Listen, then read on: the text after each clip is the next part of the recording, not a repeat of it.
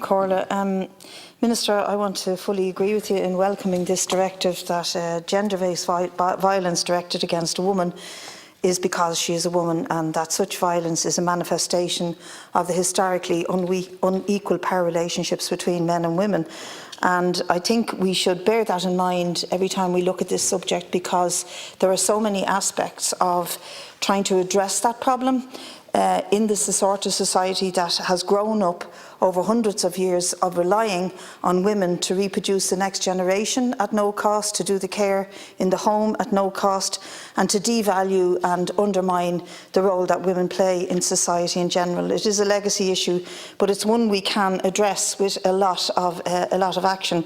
I suppose for most people what's disappointing is that in 2015 we signed the Istanbul Convention, and it was ratified with Charlie Flanagan in your seat in 2019, but this is 2022 and we're still way behind in terms of facilitating the spaces and the supports that are required for women and children who are fleeing domestic violence.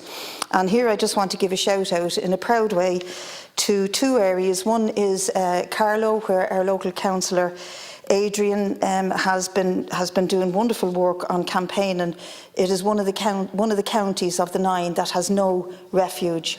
And according to AID's own figures, in the first 9 months of 2021, it was revealed that 500 incidents of domestic violence were reported to Gardaí in Carlow and Kilkenny. There is a refuge in Kilkenny, but it's totally inadequate, as we can see from those figures, and that can be repeated right throughout the country.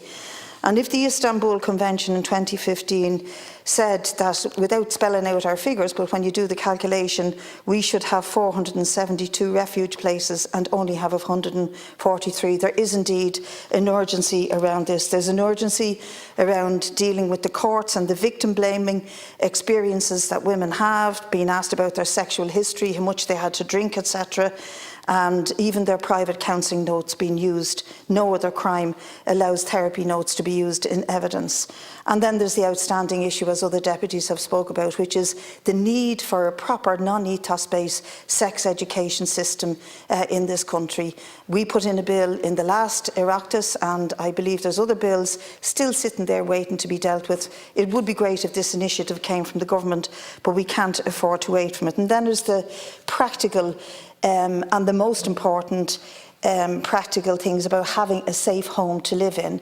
And I know from our councillor Hazel Denortun in Dublin City Council that alone in Ballyfermot there are dozens of houses that have been emptied, abandoned by women and children, particularly during the COVID crisis, because they had to get out, and most of them, 70% of them, are in homeless services, and that's right across the country. So we need to strengthen the legislation as well for local authorities to be able to intervene and decide that a family home is a family home, and any abuser within that home shouldn't be allowed to stay, but the family itself should. There's a huge amount to be done on raising awareness around this issue, and we do need supports that are localised. Local authorities should have a liaison officer, and that is something that we're trying to achieve in Dublin City Council, a liaison officer who actually knows the families, who deals with them and ensures that they have the wraparound services. The last thing I want to finish on is a question I raised here with the Taoiseach some time ago.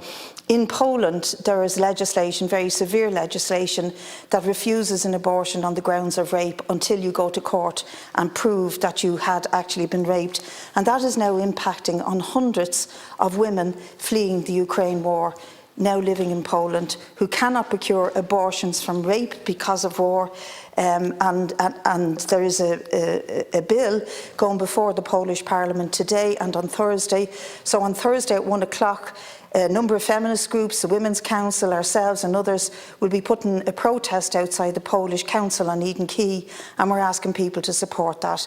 Now, the protest is against what the Polish government are doing, but really the EU and justice ministers like yourself need to shout out about this. It is a war crime to rape a woman. There is no way that they can prove that they were raped by Russian soldiers, but there is no way that they can procure an abortion as a result of that rape.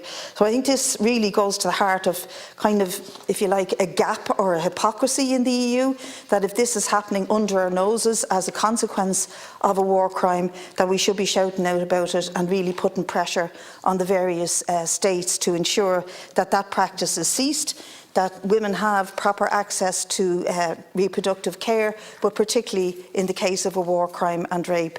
And just to welcome that this directive is trying to strengthen the Istanbul Convention, which indicates that there's been weaknesses in how it's been implemented right across the EU.